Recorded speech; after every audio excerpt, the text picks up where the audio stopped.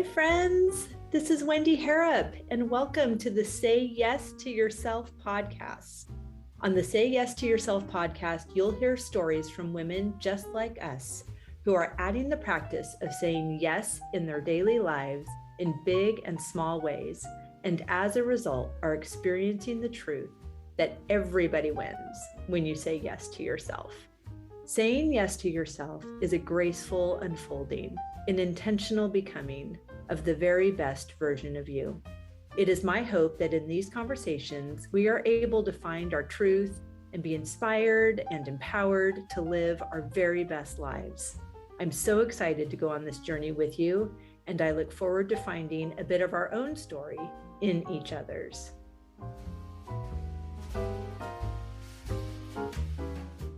Hey friends, welcome back to the podcast. I'm so excited to have you here, and I really wish I had you here. Forgive the poor audio sound quality, but I am my last day of Edinburgh and I am walking around this glorious city, which is a total new favorite place. I love it so much. And I am at the base of the mound. The historic castle is above me, and these gorgeous, glorious gardens below me. I can see the sea, the North Sea in the distance. This place is unbelievably fabulous, and just thought it would be fun to have you along in this way. So I hope you are having a fantastic week so far. I hope you are only available for what delights you and finding yourself in the most glorious places and spaces as you continue to say yes to yourself. I have been in Edinburgh for a week, and I find it hard to believe that it ever rains here because I had the most perfect weather the whole time I've been here. I have met the most delightful people and had the most wonderful experiences. I was here for an Abraham Hicks conference, and I met phenomenal people that are committed to living the best version of themselves and committed to feeling good and committed to doing good and being good. And it is just the most wonderful group of people you ever want to hang out with. So very much like you. And my heart is overflowing with gratitude and appreciation for this wonderful life that I've created for myself. So you can hear the step of people walking up. There's seriously, I don't know, 200 stone stairs behind me. It seemed like a quite good place to record this at the time. My sweet, fabulous podcast producer may disagree. So sorry, Shannon. But let's get on to today's episode. We have the amazing Jennifer Ledet. She is on a mission to empower leaders and executives to become the CEO of their own lives, leading with intention rather than by chance. Known for her sharp insights, engaging style, and signature South Louisiana Cajun joie de vivre, Jennifer brings over 30 years of leadership experience to her work as a leadership and team coach. As a recovering HR executive, she understands the unique challenges faced by today's leaders, especially women. Through her programs, Jennifer helps leaders tap into their strengths, overcome limiting beliefs, and lead with purpose and passion. She is the founder of the Live and Lead by Choice women's leadership community and offers retreats, team building programs, keynotes, and workshops worldwide, both in person and virtually. She is amazing. Her new book, Live and Lead by Choice, Not by Chance, is available wherever you purchase books, and we'll link all of that down in the show notes as well. But without further ado, I share with you this gorgeous conversation with Jennifer Ledet. Jennifer, I am so delighted to have you here. I have to say, we've just been chatting for a little bit already before I hit record, and I'm going to do my very best. But sometimes what happens in just a very short amount of time when I am speaking with someone with a beautiful Southern accent, I get one. I have never lived. You're allowed. It's totally fine. I remember once when I was dating my husband, sorry, that's such a weird thing. Dating my husband, now ex-husband. Anyway, he was on Right? a business trip in Atlanta, and I was spending time with a new friend from Alabama, and I had a Southern accent. Oh yeah. So he was in Georgia at the time. So Oh yeah. You can pick it up. It's okay. you can. I mean, I do. I pick it up really easily. And honestly, I don't think I have an accent unless I have a couple of glasses of wine, and then I might be sounding like Michelle from down the bayou. Oh my gosh, that is so fun and such a long way to say thank you so much for being here. I'm delighted, Wendy. Thanks for inviting me. I'm excited to have this conversation with a sister from another mister. It's the truth. Oh my gosh, it's been so fun as I was looking at all the fabulous accolades about your book and all of these wonderful things. I just thought, oh my goodness, this woman is speaking my language, and I am so excited to have you. And I want to talk about all of those things. But first, I would love to know, how are you saying yes to yourself in this season? Well, I'll give you one big one because I've said yes to myself, and I'll give you thumbnail sketch of those things. When I was in the messy middle of writing the book, and you know what I mean by that. And sometimes I jokingly say it you walk in and it's my mind, even if it's not necessarily my actual surroundings, it looks like a crime scene. You know what I mean? Because it's the messy middle. And sometimes we're in the messy middle of life too, and that's another subject. But I was in the messy middle in the trenches of writing this book, and needed something to keep me going. So I allowed myself the time and the space to kind of dream a little bit. And I do this exercise with clients. And actually, at the end of our talk, I'm going to offer this same resource to your listeners. So we'll circle back to that. But I never ask my clients to do anything that I haven't already done myself. And so I allowed myself this time to dream. And I said, what do I really want? What would I love? Like, as I can offer this to myself as an incentive to keep going on this book. And one of the things, like top things that popped into my brain was a she shed. Oh, fun. A she shed. Now, to be clear, we have a lovely yard. We have a lovely pool and a pool house, and ain't nobody got room for a she shed back there. Okay. So I'm like, but I didn't filter the dream. I didn't censor it. I didn't automatically discount it. But it was there. And so I kept thinking about it. I'm like, what can I do to make this happen? Well, the answer was right under my nose, or really I should say above my head, because I have three grown and flown the coop kids, okay? And upstairs, we have, it was nicknamed the fraternity house because it was all boys all day long. And I have this big den up there that is fun. empty and unused. Well, sister, it is now my she shed. Oh, fun.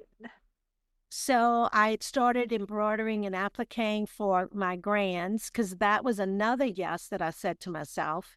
I had been wanting to do it, and I had at the time two grandbabies, and now we have five. But I was like, well, what exactly am I waiting on? Because they ain't gonna want to wear my cute embroidered stuff when they're 18 years old. So that was another yes I said to myself. So the embroidery and applique happens upstairs. Another yes that this is all recent that I said to myself was, I had started having an envie, and in Cajun culture where I'm from, envie means a craving. I had been having an envie to do watercolor painting. Ooh. So my she shed is really my she shed / studio. And I'm now I'm playing around with watercolor painting. So those are just some of the examples of things that I've said yes to myself. And a couple of other ones. One was that I really had been wanting to be in a book club. And I said, well, if it's going to be, it's up to me. So I started a book club and loving it. So, yeah, so I've been saying yes to myself kind of on the regular. I love that so much. And I love how all of those yeses really incorporate so much creativity. Yeah. And when we are accessing that part of our brain and we get into flow, more good ideas Yes. come, more creative thoughts, and that is in such service to the project that you were working on. Exactly. And it was fun. And it was fun. And my grandkids look so cute wearing their little outfit. I bet. You know, it's so interesting. It's just making me think of these rules that I have placed on myself and, you know, culture and conditioning and all of those things. No Sure. one was mad that I was putting rules on myself. But Right. I have this rule that says no fun until the chores are done. And, Wow. you know, growing up in church, like I love a good rhyme Yeah. also. So there, and I own a historic bed and breakfast on a small flower farm. The chores are never done. I am a single mother. Their chores are never done. You would never have fun. No. And so I'm so glad that even though my words on this podcast and in my life and Instagram and all the things that have to do with my business say, you know, say yes to yourself and let's do all the things that are in your heart and whatever delights Right. you and all of these things. Yet in the background, I had this soundtrack that was not allowing me to engage because all of those things that are fun and fabulous are actually also my job. I was, I don't know, tricking myself Yeah. into thinking that that was fun and rest and creativity. And although it is and it's delightful, doing something that is just for me, that doesn't have an ROI of, well, I'm going to bake. I love baking and I'll put all these scones in the freezer. And then when I have a farm stay guest, I can put, you know, like everything had at least one, if not 22 benefits. Yeah. Dual purposes. Yeah. Right. Yeah. And so this has been a season for me with a lot of reminders from a friend who held up that mirror for me Yeah. of what can I do that is a vote for the woman I'm becoming and Right. also choosing me in the now. Yes. And it reminds me, I talk with my clients a lot about this because working with high-powered women, professional women and men over the years, they're very much in the same mindset that you've been in. And I have the joy of holding up that mirror for them as well. It reminds me of Stephen Covey, who wrote Seven Habits of Highly Effective People. He talked about the need to sharpen your saw. And he says, imagine if you were walking through the woods and you found this guy who was sawing a log with a handsaw. And you could look at him and see that he had been at it for hours. He was drenched in sweat. He was exhausted. And you say, dude, why don't you take a break and drink some water and sharpen your saw? And he's like, no, no, no, no, no. You don't understand. I just can't take the time to sharpen my saw.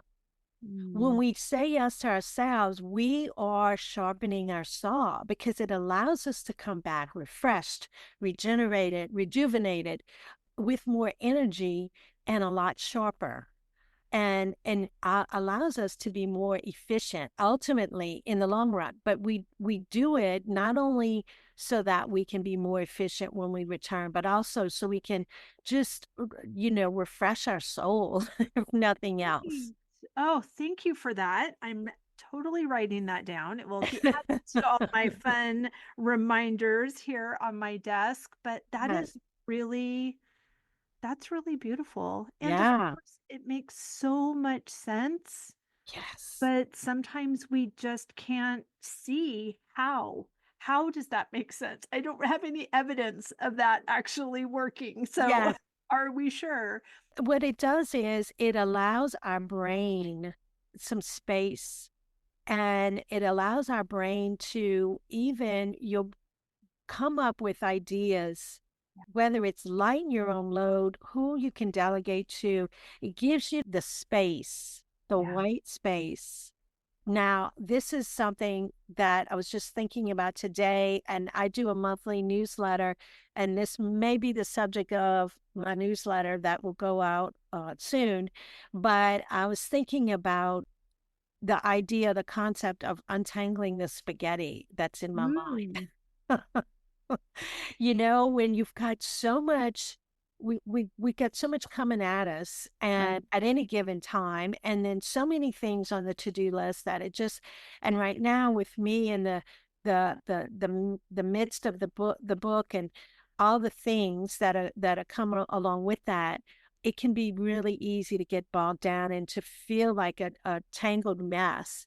And so when you step away a little bit, it allows your brain to find the easiest way to untangle those knots, you know? Mm. And I feel like I need that. I'm very much an extrovert, but I truly, I probably fit the definition of an ambivert. And that's someone who needs to recoup their energy after being with people a lot. So I need my morning time to be able to get my head screwed on straight. You know, I take that time. That is I'm one of those crazy people. I go to the gym very, very early, 5 a.m. class. I have to be there for 5. So it's not like I can put it off. And that's the only reason I go. Believe me, if they had a 7 o'clock class that I wanted to do, that would be when I'd go, but they don't. So I don't make that decision in the morning. The decision was made years ago. I have a morning routine as well that starts at that time, but it doesn't require the gym. Yeah. Well, so, you just have to figure out what works for you.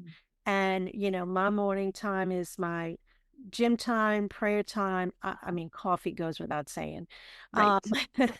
and meditation and journaling. And I'm a Mhm. big, big journaler to the point where I'm not really sure what I'm thinking unless I'm writing. Right? Yeah.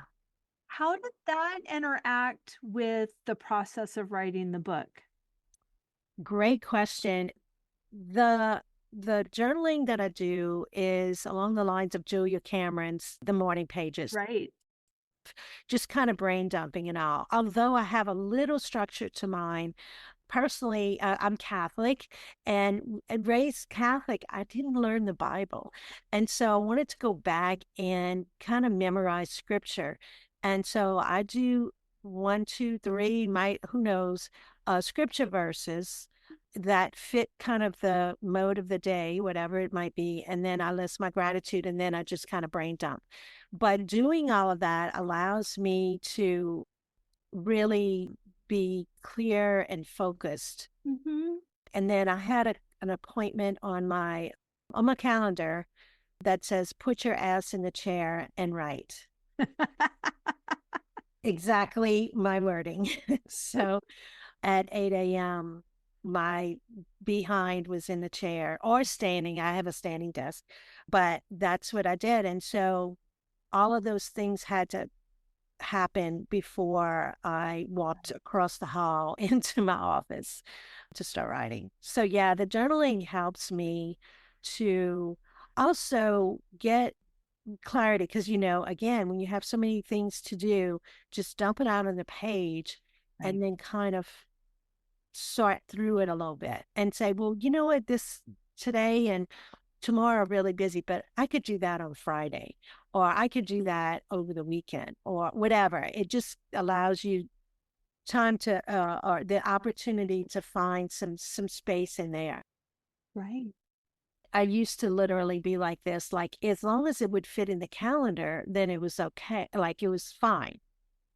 And it's like, Right. no, boo, no, no, no, no, no. It doesn't work that way because it's this thing called mental energy and emotional baggage and things like that. This came to me, I realized that my mom passed 14 years ago. Mm. And I literally scheduled a client call on the morning of her funeral. Wow. I ended up postponing it. And of course, my client understood, but I'm the dingbat that did that. And I Right. had to take a step back and say, no, I'm a professional speaker. I keynote women's conferences or any the conferences in general. I've been a leadership speaker for buku years. And I also conduct workshops. And all of these things take a lot of mental and physical energy. Right. Not just the dates or the time. Not just the date or the times of when I'm actually in that mode. Right. And so that doesn't happen anymore. This is certainly something that I am I don't want to say I struggle with it. I don't want to say I'm a victim of it. I'm going to Yeah. say that it is a mental habit to fill space in Yes. the calendar. And that is something that I would like to step further back from Yeah. and put more appropriate practices in place because, and this leads into the next question I want to ask you as well, but are you able to like quantify some of that mental space and Mhm. and put margins on Yeah. your calendar? Okay, that's brilliant. Absolutely. I don't operate out of my inbox. I operate out of my calendar. Okay. And I mentioned that I have 5 adorable grandbabies, and now they're having little plays and things at school, and those all of those kinds of things go on I live and breathe by my calendar. Right. Yes, I will. I'm going to be on morning news in a Oh, few fun. days, and in New Orleans. So it's about an hour drive away from me, and I will have buffer zone before and after. And let me just say this: I'm probably Please. oversharing, but or probably rambling on too much. Another thing that I'm Never. a real big proponent of for myself and with my clients is self-reflection. Hmm. So the book, which we probably need to mention, it's titled Live and Lead by Choice, Not by Chance, Flourish at Any Age, Stage, and Season of Life. So Gorgeous. this baby is chock-a-block full of opportunities for the reader to just step back and reflect. And one of the things that I do with my clients, John Dewey was an educator. He's not the Dewey Decimal System guy, but he was a smart cookie anyway. He said that children learn by doing, adults learn by reflecting on what they've done. Hmm. And in our crazy, busy world, so often we don't take time to reflect. Right. And when you fail to take that time to reflect, you're going to lose or miss those lessons. And so I think, for me, I learned this many years ago with clients. If it's a coaching call, I'm going to do a quick self-assessment after the call to say, Hmm. how present was I? What worked, what didn't work, what can I do differently next time? When I'm keynote speaking at a conference, I get on that conference planner's calendar before the event to have a call after the event. Perfect. Truly, after the event, I'm dead to them. Like, Right. Jennifer, who? Right. Because, all they were worried about is getting that conference done. And I totally understand that. But I want to continue to improve. And so I want to get their feedback. I want to know what worked, what didn't work, and what can I do differently next time. And I also want to talk about what are next steps. What can we do going forward to continue the relationship and that kind of thing.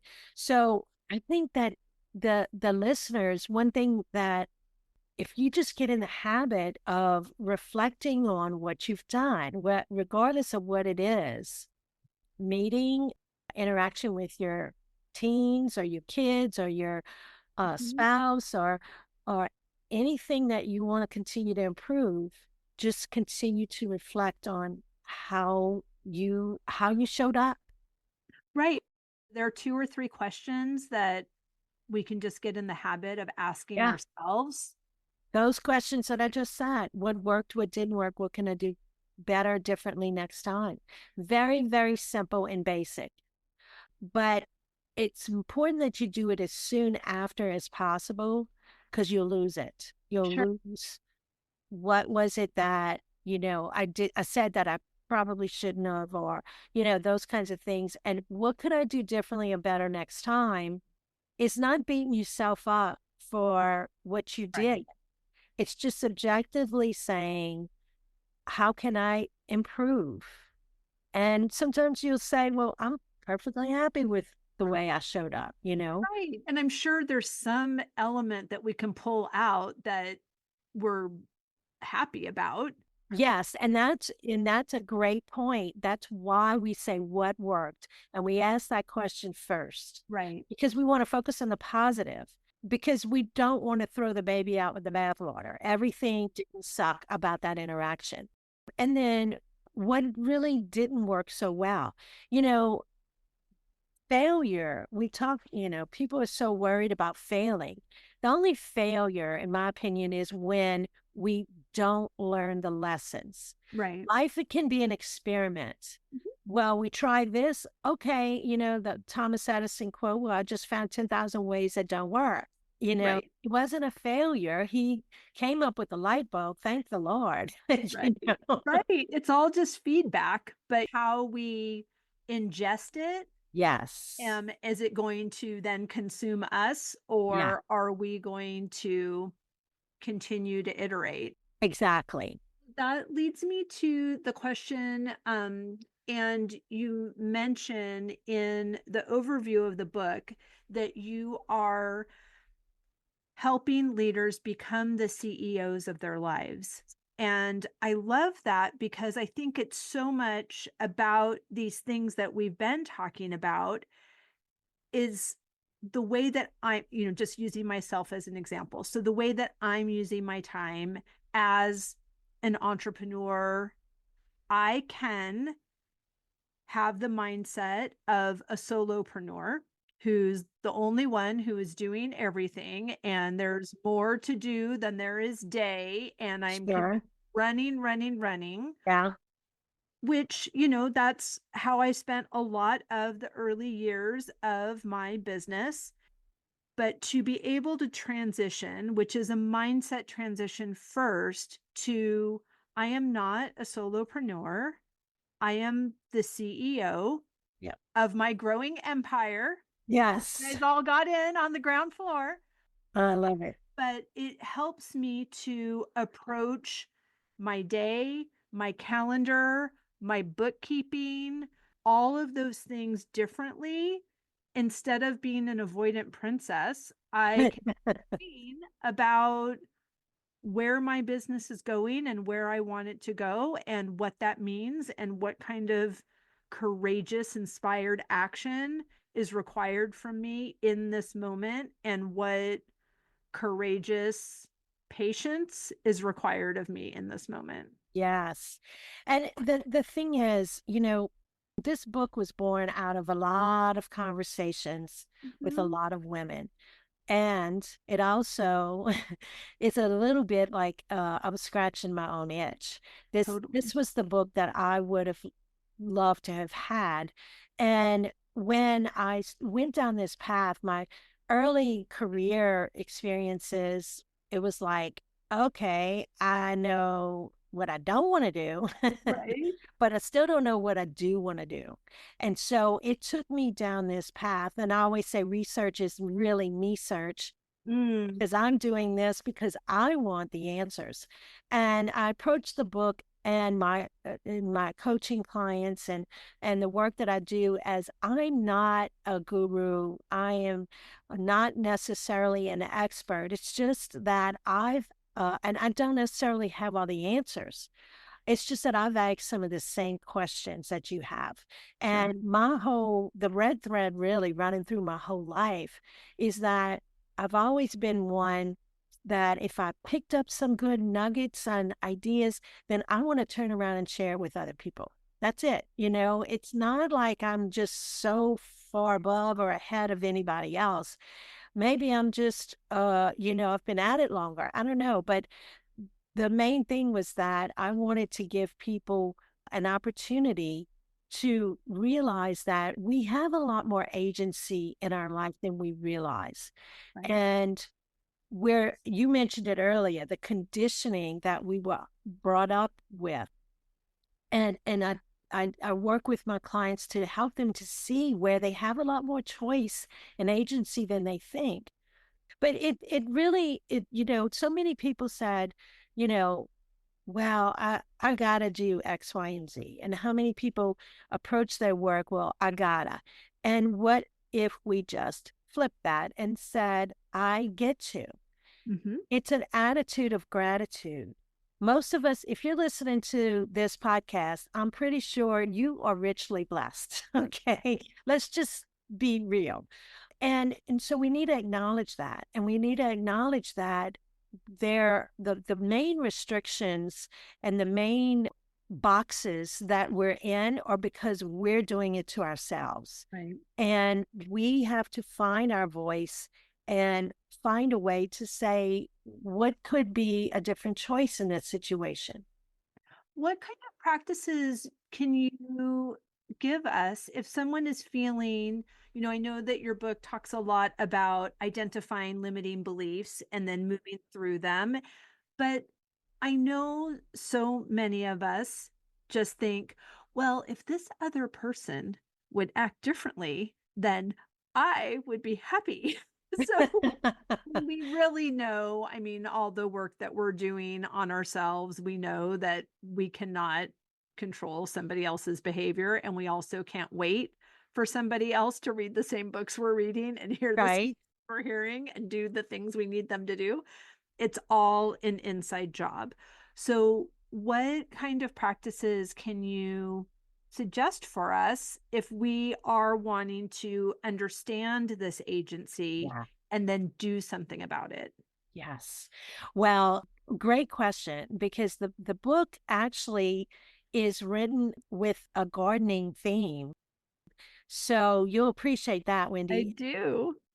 It's something that's a passion of mine, but it's kind of hilarious because with the book, and all the hubbub that I've been embroiled in with the book, my yard looks craptacular, if you don't mind me saying so. So do as I say, not as I do at the moment. I have really been neglecting it. But what you're talking about, I have lived and I have walked through this. We all have those people in our lives. And unlike a lot of the people that I hear in those internet streets that we prowl around on, they say we just, like cut them out of your life. I don't know about you, but I am from a culture that family is priority. So I would never say that. And most of the time, those people that you're describing are the family that we, Right. prioritize. So I liken it to putting in a fence in your garden to keep the bunny rabbits out. As much as we love seeing them, we don't want them eating our vegetables and our flowers and stuff like that. And that doesn't mean you're cutting them out of your life or you're banning them from interacting with you, but you get to choose how that happens. Right. I had a family member who was just negative Nelly all the time and was always, a member of the victims club and these things, and would call me in the middle of my day. And although I love this person because I just do, that doesn't mean I have to let them hijack my day. Right. And too often we think that, oh, well, I need to respond immediately. So what I got in the habit of doing was saying, I get to choose. And so I would not answer the call at that moment. I would text and say, is everything okay? If so, can I get back to you, this evening or whatever. I would pick Sure. the time, and I would pick how much time, and I Mm, would pick a time when I could have a nice little glass of vino in my hand. right. And then I'd make the call. But I didn't just hand over my free will and let that person hijack my day, nor did I stay on the phone forever when they're just litany of complaints and all of that. And that, I don't feel bad about it.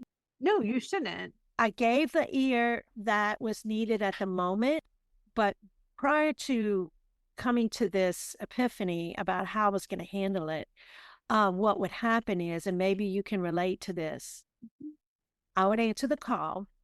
I would want to climb out of my skin because what Mhm. I really wanted to say, I couldn't say, Mhm.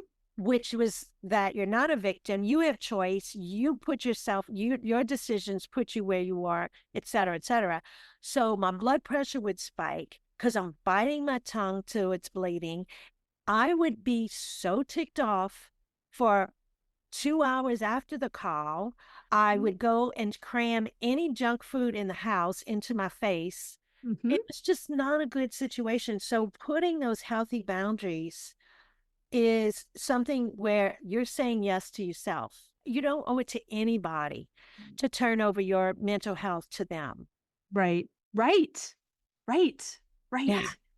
And it's so fascinating because I'm thinking, well, what about good manners? And what about, being a good Yes. person? And what about, and all of these things are really, that is the perspective that needs the reworking. So, Yes. what is a good Christian actually? Okay, someone who is embodying love and Yes. embodying their creator. And if this person was in the throne room of heaven and this was the conversation they were having, God Yeah. would not agree with them.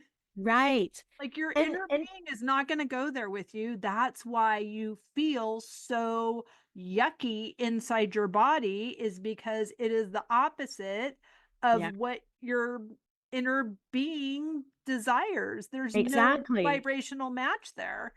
So how do we set these boundaries and not sabotage them at the same time? Yeah. No, you're not doing them any good service Mhm. by allowing them to continue to feed off of their complaints and their victimhood and all of that. You're really not serving anybody. And Right. what I found is that it had such a cascading or ripple effect in the rest of my life because Mhm. my my husband and my kids would feel it. Yeah. And that's when I had to say enough. Right. I don't owe them. I wasn't being ugly. I wasn't leaving them out in the cold in any way. If there had been an emergency, I was texting to say, is everything okay? So that if not, I would have been there for them if they needed Right. me urgently. So I think I'm in service of the greater good when I do that. For And sure. for those this is kind of a personal example, but even in professionally, we don't owe people everything, okay? And we have to be true to ourselves. My mama had a lot of little sayings, and she would quote Shakespeare and say, to thine own self be true. Am Mhm. I really in service to this person if they're continuing to use me or demean me or anything like that? You have a right to put some healthy boundaries in place. Right. And, I think you have to think about it in the grand scheme of things. Is this where I need to be? If by putting healthy boundaries, that's going to jeopardize my role or my job or whatever it might be, then maybe I'm not in the right place anyway. Right. Right. It definitely requires support, Yeah. because we are in these instances, whether it's with family or our spouse or in a work environment. If this is a new behavior on our part to apply a boundary, we're breaking a social contract that we Yes. had with this person. We are saying, I realize that I have co-created the situation Yep. with you, True. and I am no longer available to show up the way that I've been showing up. And Yeah. so I appreciate that that's different. I'm not sorry that I No. appreciate that that's different for you. And I would love to have a conversation with you, but I'm really not available to go down the road of negativity. Right. And sometimes you have to communicate those boundaries, and sometimes you don't. I never communicated my boundary. I communicated with my actions, and I did never address it directly.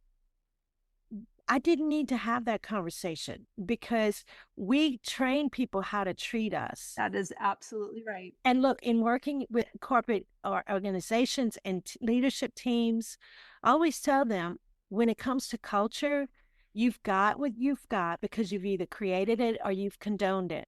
Mm-hmm. And that's smart. They don't like hearing that. I'm like, sorry, boo, it's the truth. Right. I tell it like it is. And so if you've been condoning something, that doesn't mean you have to continue. Now, yes, there are some times when you set in a boundary and they're going to freak out because I'm not a psychologist. I don't play one on TV, but it's called codependency. And Right. when they're used to you, it's like a dance that you've done for years. And now you're changing the steps. So they're not going to know how to react to that. So yeah, you probably, if it's something where you have to, communicate that in a direct way, then you probably want to have some support with a coach or something. Right. And even if you're just giving yourself that speech before you Yes. pick up the Yes. phone. And look, the book is really, we're talking about some kind of heavy duty stuff right now, but I have a very cheeky sense of humor. And Yes, I you am do. like, my whole thing is I bring a lot of levity and fun by my nature. I'm not trying to be that way, but the book is not taking ourselves too seriously. Mm-hmm. And so it's just an opportunity. It's things that, I mean, it's chock-a-block full of exercises and self-reflections and dreaming opportunities because, so many people that I talk to are trying to figure out, they've never even really thought about what is it that I want in life. Or maybe they're in quote unquote the messy middle of life and they're trying to figure out what's my next chapter. Or maybe they've climbed the corporate ladder and they got to the top and said, hello, this was leaning against the wrong building the whole time. Right. Or they're like, what is this all there is? I thought was going to be different. So I talked to a lot of women like that, and it makes me really sad to hear people that just think that this is just, oh, well, this is just the way it is. I've talked to a lot of friends and people who retire, or in some cases, I jokingly say retirement implies a pension and a go watch, and you got neither, so you just quit, which is totally fine. I'm Right. thinking about that. And then they immediately become the full-time babysitter for grandkids. Now, I think that's awesome if that's what you intended and that's what you always wanted to do. But a lot of these people are jumping into some other job or role or profession or heavy duty volunteering. There's nothing wrong with any of the above if that's what you intended and if you made the conscious choice. And I'm seeing so many people that are not making a conscious choice. It's like they'll go wherever the tide takes them. And you have a lot more agency than that. I babysit for grandkids, but I'm not the full-time babysitter because I'm still doing too many other fun things. Or you just don't want to. Yes, and there's nothing wrong with that. You still love your grandkids, but Right. that's my choice. And as long as people are making that conscious choice, that's the big difference. Right. And that's where some people have never given any thought to these things. So the book gives you an opportunity to reflect, gives you a lot of prompts, gives you a lot of examples. And when you purchase the book, you'll see there's a QR code in there.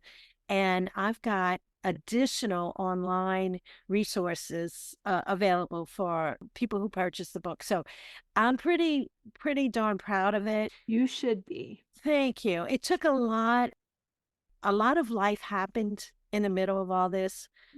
I'm in South Louisiana. We've talked about that. And we had a major hurricane come through, lots of damage. Our daughter lives basically across the street from us. She's on the next street over. She had 3 babies in 3 years and came home from the hospital on the Friday. And on the Sunday, Hurricane Ida slammed into us. So she had a 3-year-old, not yet 2-year-old, and then this infant baby. So all of these things happen. I had a sister who passed away during the writing of the book. It's been a lot, but you know what? I think the book is better for it because I think that it incorporates a lot of these kinds of things. And so, it was a long time in coming, but it's coming out at just the right time. We have to know that, That's right, as it always does. It's the perfect timing. And, a lot of people will say or have the mindset that, well, I'm at such and such an age. It's too late for me to do whatever. Or I'm so young. It's, I'm too young to. No, it's the perfect time. It's the perfect time. And then in the front pages of the book, I have a quote from F. Scott Fitzgerald that basically says, now is the perfect time. I hope that if you're not doing or life isn't as you want it to be, that you'll make some changes. And I know that everybody can't just make these broad sweeping changes, but you can choose to make some adjustments, even minor tweaks. A pilot, you've heard this story, a pilot will be flying a plane and constantly course correcting as they go. And just the difference of a degree or two can put you in a completely different destination. Right. Than where you were heading before. So, I think the same is true with our life. It doesn't have to be broad. And, one of the things I talk about is small hinges open big doors. Making some small tweaks can change. I talked earlier with you about my early morning workout. That's not a decision that I make in the moment. When I wake up and that alarm goes off, that's not a choice I'm making then. I don't ask myself how I feel because frankly, I would never work out if I did. But what I do is I made that decision years ago. This is just what I do. I feel best when I get my workout in first thing in the morning. And so small hinges open big doors. I put my workout clothes out the night before. My shoes are untied and ready to go. I've got my water bottle ready to roll. Those small things that I do enable me to get this workout in, and it enables me to be better at what I do all day, every day, because I got the workout in. Right. That's what James Clear talks about in his book, Atomic Habits as well. And you are the person that works out every morning. And that is, you are casting a vote for the woman that you are becoming.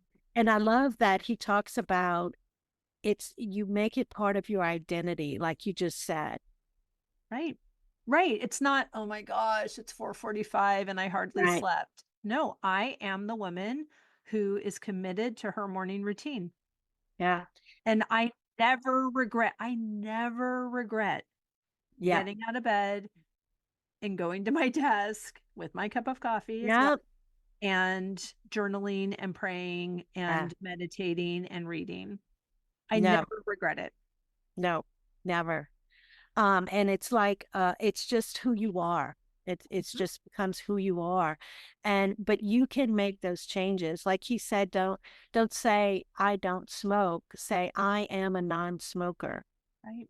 And when you own that and take that on as your identity, it's more long lasting. Right. It's a declaration. Yeah. Oh my goodness. So good. Thank you. I Yeah. have loved our time together. Please So tell have I. everyone where they can find and follow you, how they can get Yes. their hands on the books, and all of the generous things that Yes. go along Yes. with that, please. So folks can find me at jenniferledet.com, and that's LEDET.com. And what I would love to do to offer your listeners a little taste of some of what they'll get in the book is I have a downloadable PDF resource for you. If you go to jenniferledet, LEDET.com/dream list. There I have for you, it's your Sow It, Grow It, and Live It list. I love it. So, and of course, I'm on LinkedIn, Facebook, and Twitter, which is now whatever it is, X. And I would love to hear from folks. I'd love to hear from you if you are able to. The book is available on Amazon and Barnes & Noble and all those kinds of places. The title is Live and Lead by Choice, Not by Chance. Flourish at any age, stage, and season of life. I'm so excited. We will link everything down in the show notes. Perfect. Thank you so much. I have enjoyed it too. We'll have to have part 2 at some point. I look forward to it.